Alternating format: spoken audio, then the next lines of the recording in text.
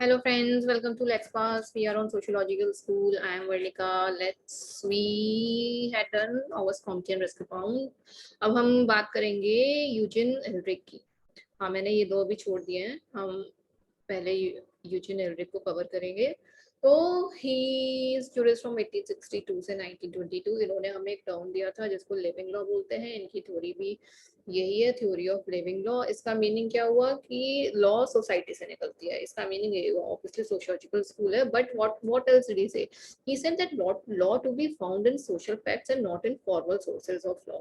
तो लॉ जो ये लेजिस्लेशन है या जुडिशरी है या फिर ये जो सारी चीजें हैं, लॉ ये है, ये नहीं कह रहे कि लॉ नहीं है, लेकिन जो ज्यादा इंपॉर्टेंट है और लॉ जहां से निकली है वो है social facts. Found social facts में होती है, फॉर्मल सोर्सेज ऑफ लॉ में फॉर्मल सोर्सेज ऑफ लॉ में लॉ फाउंड नहीं होती। तो मेन उनका यही है सोशल फैक्ट्स में, यानी कि सोसाइटी में, इसीलिए इसको लिविंग लॉ बोलते हैं। और उन्होंने सोसाइटी को क्या बोला? What is society? Society is men in association. और ये बोलते हैं, इन्होंने एक ये बोला था that the centre of gravity of legal development in the present time for the past lies neither in juristic science not in judicial decision but in society itself. तो वही जो मैंने अभी आपको बात ऊपर बताई कि फॉर्मल लॉ में नहीं, it is found in the social facts. तो यहीं पे यही बात कर रहे हैं कि जो सेंटर है, जो ग्रेविटी है लीगल डेवलपमेंट का, वो ना तो ज्यूरिस्टिक साइंस में है ना जुडिशियल डिसीजंस में, वो कहाँ पे है? सोसाइटी में है। और देन अगेन सेम चीज। और जो एलन है, उन्होंने इनकी थ्योरी को मेगालोमैनियक ज्यूरिस्प्रूडेंस भी बोला था। So this is all about Eldrick. अब हम चलते हैं अपने फोर्थ ज्यूरिस्ट पे। अब हम बात करेंगे दिगित की, दुगित या दिगित। So his theory is of social solidarity. According to him, जो सोसाइटी है,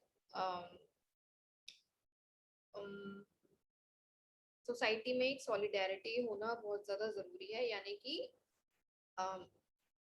मेल मोल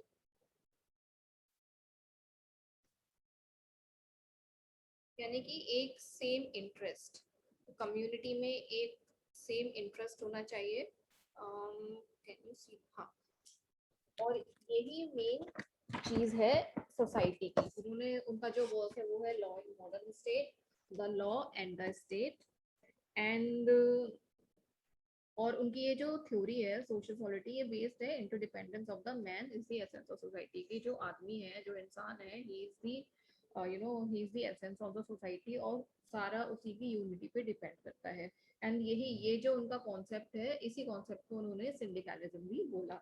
उन्होंने बोला कि law is rule which man possess not by the virtue of high principle. Law एक ऐसी चीज है जो कि हम लोग प्रेजेस करते हैं सिर्फ उसके किसी हाई प्रिंसिपल या गुड और इंटरेस्ट की वजह से नहीं, या हैप्पीनेस, बट क्यों?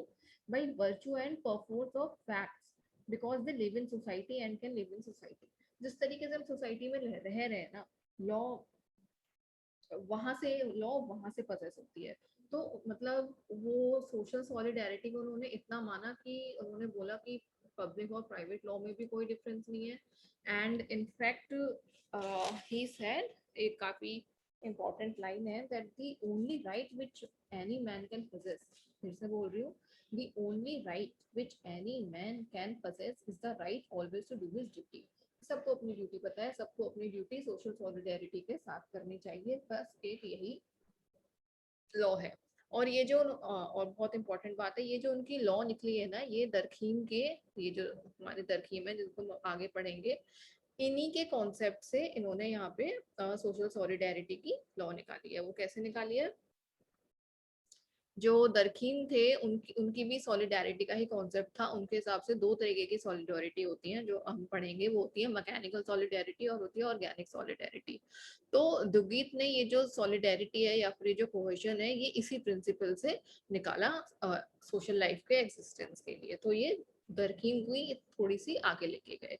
और एक्चुअली तो ये और किसी चीज को तो मानते नहीं है, इन्होंने बोल दिया कि बस सोशल सॉलिडेरिटी है, तो इसका मतलब ये है कि दिस इज लाइक पत्थर की लकीर, इसके आगे पीछे कुछ नहीं है। तो इसीलिए इनको ये भी बोला जाता है कि he is also you know, it's a theory kind of a natural law school, जो कि किसी और चीज को नहीं मानता है। तो एक्चुअली यहाँ पे मैं आपको ये बताऊं कि ये जो हमने स्कूल्स बनाए हैं ना जूरी स्टूडेंट्स ने, तो उस टाइम जो जूरिस्ट ने अपने थॉट्स दिए थे वो उन्होंने स्कूल्स के हिसाब से नहीं दिए थे। उन्होंने जो जो चीजें बोली थी उस तरीके से हमने उठा के एक स्कूल बना के उनको वहां पे रख दिया। तो ऐसा नहीं है ये कोई वाटर टाइट कंपार्टमेंट है कि मतलब ये बोल दिया है एक जूरिस्ट ने तो ये यहीं पे ही रहेगा। आपको थोड़ी बहुत सिमिलैरिटी दूसरे स्कूल से भी मिल जाएगी, ठीक है। तो इसीलिए दुगीत को डगित को ये भी बोला जाता है, I have written it here, हाँ, that he pushed natural law, this is the criticism of his you know social solidarity theory, that he pushed natural law out through the door। Obviously वो natural law को नहीं मानते थे, उन्होंने उसको धक्के से दरवाजे से बाहर फेंक दिया, लेकिन what he did and let it come by window. तो उसका एक छोटा सा पार्ट पहले तो पूरा बाहर निकाल दिया और उसको विंडो से अंदर बुला लिया। तो this is the criticism of his theory. Anyways, अब हम बात करते हैं दरखेम की।